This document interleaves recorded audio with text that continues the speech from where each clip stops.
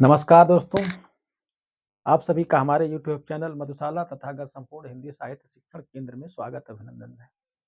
हमने जो पाठ्यक्रम बनाया है टीजीटी, पीजीटी, नेट, जेआरएफ इत्यादि के, उसके क्रम में हम भाषा के बारे में जानकारी बता रहे हैं आपको। भाषा में हिंदी भाषा की प्रमुख उपबोलियों के बारे में, यानी कि जो बोलियां उनके बारे में हम चर्चा कर रहे हैं। इस कड़ी में हम आपको आज हमने जो प्रकरण चुना है आज है मगही बोली। तो मगही के बारे में हम चर्चा करेंगे। मगही संयुक्त रूप से अगर माने तो मगही का संबंध जो है भोजपुरी और मैथिली से है। तो मगही के बाद भोजपुरी और मैथिली से ही इसका संबंध है। तो मगही के बारे में आइए हम चर्चा करते हैं। मगही को मगधी या मगध, मगध क्या है इसका बिगड़ा हुआ, जैसे तत्सम या तद्भव आप लोग जानते हैं, तो उसके बारे में आइए बताते थे थोड़ा सा कि मगध का एक जो अर्थ होता है वो होता है यदु के पुत्र भाट। यदु के पुत्र भाट।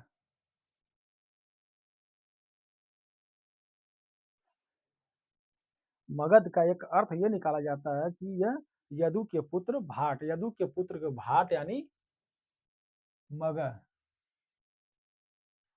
मग या जैसे ये मग बिगड़ा हुआ जैसे मगध हो जाएगा, ठीक है। तो मगध, मग या मगध। तो यदु के पुत्र जो थे वो भाट, यदु के पुत्र भाट को ही मग या मग एक चर्चा किया जाता है कि है। मगध बिहार का प्राचीन नाम है। बिहार का प्राचीन नाम क्या है? मगध है। बिहार का प्राचीन नाम मगध है। संस्कृत मगध का तत्सम रूप मग है। मग, तो ये मग है। मग क्या है? तत्सम है, ठीक है। मग ही तत्सम है। मग अगर पूछता है मग क्या है तो यह तत्सम है।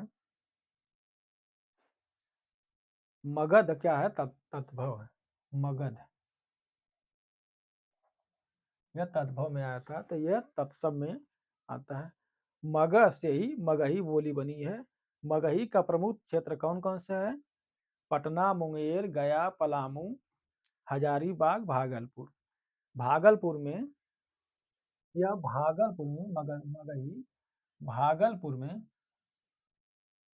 भागलपुर में अंगिका के नाम से जानी जाती है। अंगिका के नाम से जानी जाती है। तो भागलपुर में मगही को अंगिका के नाम से जानते हैं। भागलपुर में यह अंगिका के नाम से जानी जाती है। मगही मागधी का विकृत रूप है। इसमें अवधी बोली और भोजपुरी की तरह संज्ञा के रूप में इसमें 3 संज्ञाएं चलती है। मगही में 3, मगही में यही पूछ ज्यादा प्रश्न इस बना नहीं इसलिए ज्यादा बनाया नहीं हूँ। मगही में 3 संज्ञाएं चलती हैं। संज्ञा चलती नाऊ, जैसे नाऊ हो गया, नौवा, नौवा और नौवा। नौवा, नाऊ, इनमें 3 संज्ञा, जैसे नाऊ हो गया, नाऊ बार बनाने वाला, नाऊ, नौवा जैसे बार बनाने वाला हो तो उसको नाऊ कहा जाता है, नाऊ ठाकुर। तो नाऊ हो गया, तो उसका हो गया दूसरा का संज्ञा हो गया नौवा और तीसरा हो गया नौवा। अवधी और भोजपुरी में भी यही चलता है। यह 3 संज्ञाएं अवधी प्लस भोजपुरी में भी चलती हैं। भोजपुरी में भी चलती है। याद रखिए कि मगही में 3 संज्ञाएं चलती हैं। जैसे एक नाव हो गया, या किसी का भी नाम ले लेंगे तो उसमें वो नाम होगा, उसके बाद ये, इसके बाद ये भी बोल सकते हैं। तीनों की बात एक ही है। तो भोजपुरी और अवधि में भी 3 संज्ञाएँ चलती हैं। कौन-कौन सी?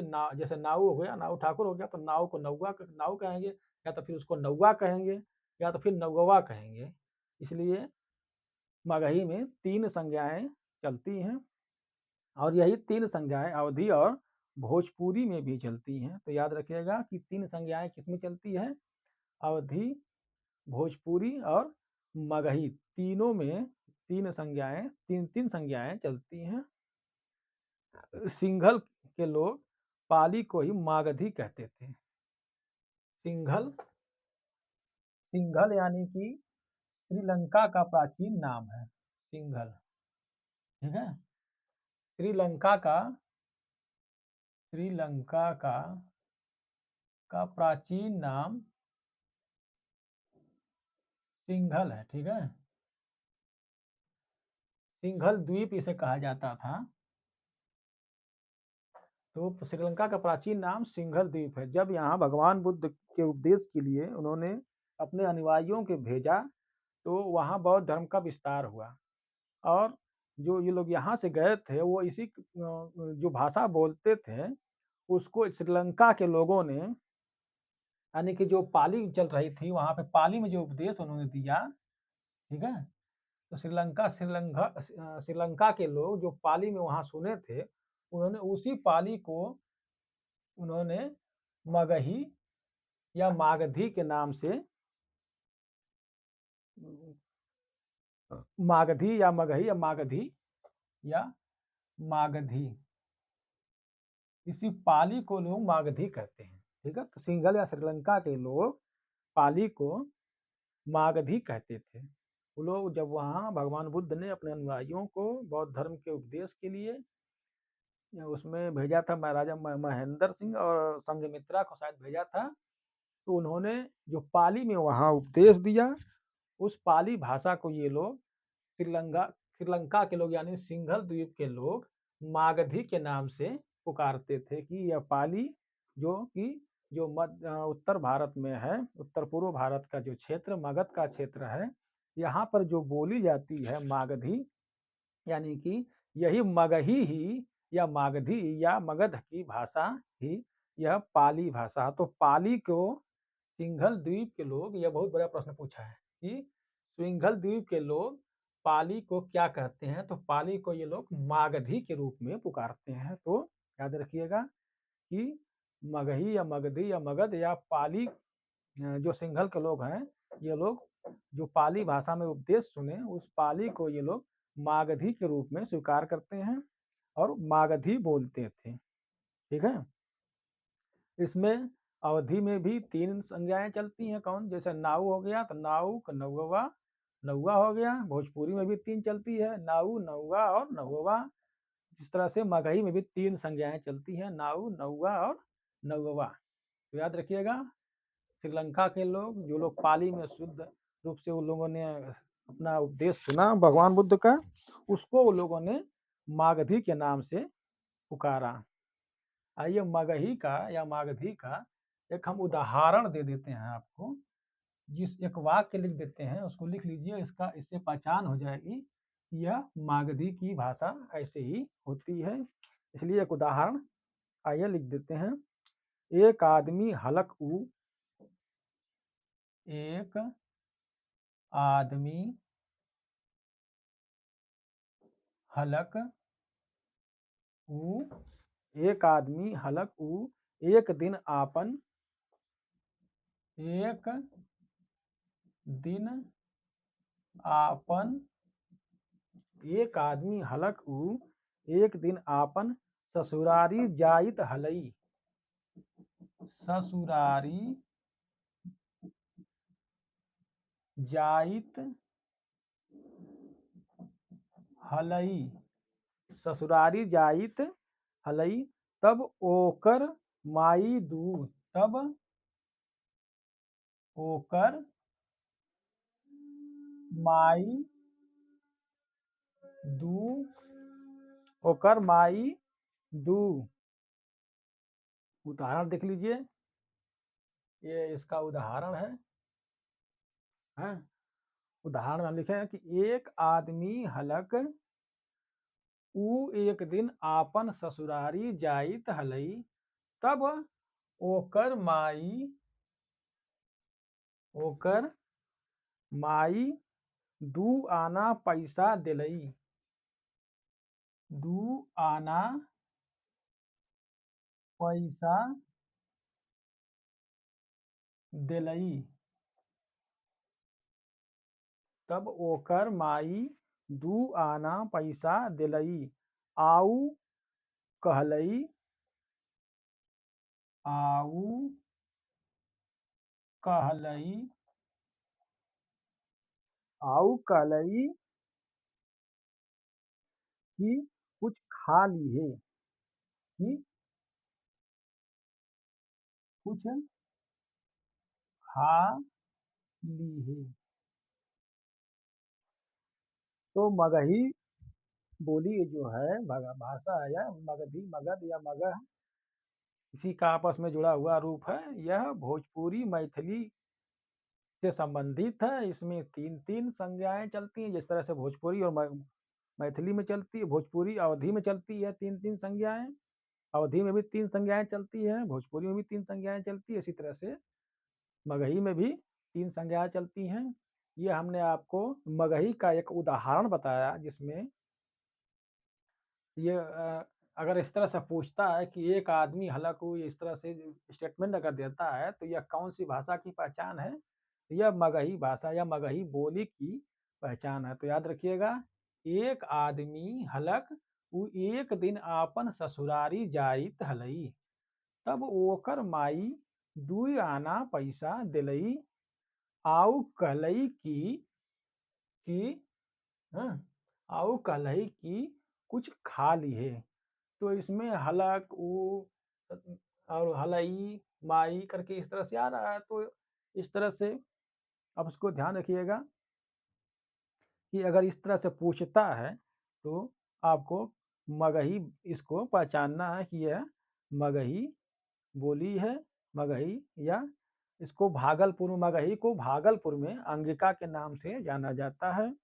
यह मगही का जो क्षेत्र है वो पटना है, पटना में मगही बोली जाती है, मुंगेर में मगही बोली जाती है, गया में मगही बोली जाती है, पटना, मुंगेर, गया हो गया, पलामू में भी मगही बोली जाती है, रांची में भी बोली जाती है, झारखंड के छोटा नागपुर का जो क्षेत्र है वहाँ भी मगही बोली जाती है, या हजारीबाग में भी मगही बोली जाती है, और भागलपुर में भी मगही बोली जाती है।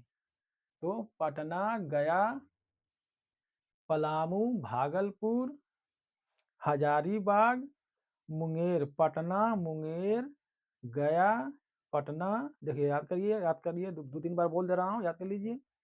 पटना, गया, मुंगेर, पलामू, भागलपुर, हजारीबाग, इन क्षेत्रों में बोली जाती है। कहाँ कहाँ मगही बोली जाती है, इसका प्रमुख क्षेत्र है पटना में है, मुंगेर में है, गया में है, पलामू में, हजारीबाग, भागलपुर। यही भागलपुर में अंगिका के नाम से जानी जाती है। और मगही का हमने एक उदाहरण बताया, इसको आप लोग नोट कर लीजिए। एक सेकेंड के लिए रुक जाते हैं, आप लोग इसको नोट करके, इसको वीडियो रोक करके भी नोट कर सकते हैं। ज़्यादा बढ़ाने से कोई मतलब नहीं है, वीडियो लंबी हो जाती है तो मज़ा नहीं आता है। तो हमने ये पूरा किया मगही। दोस्तों अब हम आपको अगले प्रकरण में मैथिली के बारे में विस्तार से बताएंगे। अभी तक हमने आपको मगही के बारे में चर्चा किया।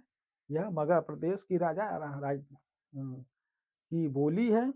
यह मगध का ही तत्सम रूप है, मगह, जिससे मगही की उत्पत्ति हुई है। यह पटना, गया, मुंगेर, पलामू, इसके बाद झारखंड का जो रांची है वह, उसके बाद पलामू जिला झारखंड का ही है, छोटा नागपुर का क्षेत्र, भागलपुर, हजारीबाग में यह बोली जाती है। यह भागलपुर में अंगिका के नाम से जानी जाती है। इसमें तीन संज्ञा चलती है, जिस तरह से नाऊ ठाकुर हुआ तो नाऊ को नाऊ कहा जाएगा, नौवा कहा जाएगा, या तो नौवा कहा जाएगा। तो यह मगही की भाषा है, शब्द है। नाऊ, नौवा और नौवा इनमें 3 संज्ञाएँ चलती हैं। इसी तरह से अवधी में भी 3 संज्ञाएँ चलती हैं और भोजपुरी में भी 3 संज्ञाएँ चलती हैं। अवधी, भोजपुरी और मगही। अवधी, भोजपुरी और मगही इनमें 3-3 संज्ञाएँ चलती हैं।